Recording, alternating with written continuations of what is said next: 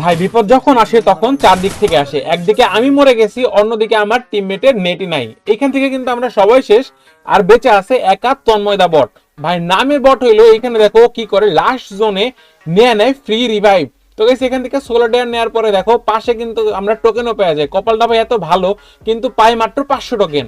100 টোকেনের জন্য আমরা এখান থেকে রিভাইভ দিতে পারি না, আর এখান থেকে আমাদের সোলো ডেয়ার নিয়ে কিন্তু তন্ময় রিভাইভ দিতেছিল। ওই অবস্থায় কি হয় দেখো, আমরা ওকে বলি যে চুপচাপ একটা জায়গায় যায় বসো, আর ওইখানে এল শেপের উপরে এসে যখন বসে তখন দেখো কি করে, পকেট থেকে ভাই ডেঞ্জার জোন মেরে দেয় লাস্ট জোনে। তোমরা সবাই জানো যে নতুন আপডেটের পরে কিন্তু ডেঞ্জার জোন মারা যায় পকেট স্টোর থেকে।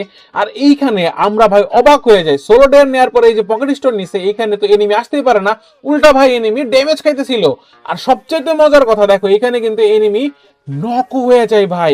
তো গাইস এখান থেকে ড্যামেজ খাইতে কিন্তু কিন্তু এনিমি নক হয়ে গেছে। আর এই নকটা হওয়ার পরে আমার টিমমেট ভাই পাগল হয়ে গেছে, ওর নাকি এই কিলটা কনফার্ম করতেই হইব ভাই। এই জন্য সোলো ডেয়ার থাকা অবস্থায় দেখো কিল কনফার্ম করতে যেতেছিল, কিন্তু বাই এনি চান্স ডেঞ্জারে আমরা কিলটা কনফার্ম পেয়ে যাই। আর এই জন্য আবার চলে আসে এল শেপে। ভাই এরা আমরা বারবার বলতেছি যে একটু টাইম লাগবে আমাদের রিভাইভটা হইতে, তারপরে তুমি যা ইচ্ছা তাই করো, কিন্তু এ ভাই কোনোভাবে আমাদের কথা শুনতেছে না। আর এখানে দেখো উল্টা পাল্টা ভাই লাফালাফি করে কি একটা অবস্থা লাগাই দিছে। তো গাইস এখানে কিন্তু লাস্ট জোনে আর মাত্র দুইটা স্কোয়াড বেঁচে আছে, আমরা যদি রিভাইভ হইতে পারি তাহলে কিন্তু আমরা 100% ম্যাচটা বুইয়া করে ফেলবো। তো গাইস এখানে দেখো কি করে তন্ময়, আমরা বলতেছি একটু বসো, কিন্তু ভাই ওর ভিতরে যে কি চলতেছিল, একবার এইদিকে একবার ওইদিকে, আবার এখানে এনিমিও চলে আসছে, মানে কি বলবো ভাই ওর কথা। কিছুর পরে অনেক কষ্টে আমাদের আর মাত্র 2-3 সেকেন্ড কিন্তু বাকি আছে, আমরা কিন্তু রিভাইভ হয়ে যাব। আর ওই অবস্থায় তন্ময় যখন এখানে গুলি করতেছিল তখন আমরা রিভাইভটা হয়ে যাই। ভাই রিভাইভ হওয়ার ঠিক পরে ঘটা যায় সবচাইতে বাজে একটা ঘটনা। টিমমেট ভাই এইখানে দেখো আমি নামার পরে প্রথমে পাই যে বিজন, আর এরপরে এই যে এনিমিগুলো ছিল এক এক করে কিন্তু আমি সবাইকে মারতেছিলাম। এনিমিগুলোকে মারার পরে জানতে পারি যে নিচে এই ঘরের ভিতরে অনেকগুলো এনিমি আছে। এই জন্য গাইস সুন্দর মতো এখানে দেখো বিজন আমি দাঁড়াই আছি, আর এখানে আমার কাছে ভিএসকে ছিল, সেই ভিএসকে থাকার কারণে কিন্তু আমার একটু বেনিফিট হয়ে যায়, আমি কিন্তু এনিমিকে ভালো পরিমাণে ড্যামেজ দিতে পারতেছিলাম।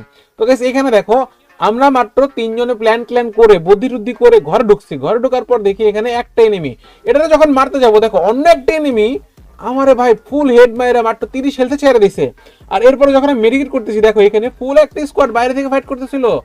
আর এইখানে আমার টিমমেটরে বলি আমি ড্যামেজ দিয়ে দিতেছি, তুমি কভার দাও। আর এখান থেকে দেখো আমি এক গুলি লাগানোর পরে কতক্ষণ সময় ছিল ভাই, আমার টিমমেটের হেলথের দিকে দেখো ফুল হেলথ।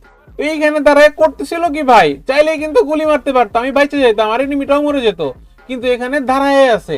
আর এরপর দেখো কি হয়, পাকনামিটা কি করে, এরপরে দেখো ও একা সবাইরে মারতে যায়। ঠিক আছে, মানে এমন একটা ভাব ধরছে, জোনেই তো অবস্থা পুরা খারাপ। আর এরপর যখন এখানে দাঁড়ায় মেডিকেট করতে লাগছিল তখন এনিমি ওরে মেরে দেয়। মানে ভাই পাকনামি করতে যায় পুরা ম্যাচই শেষ।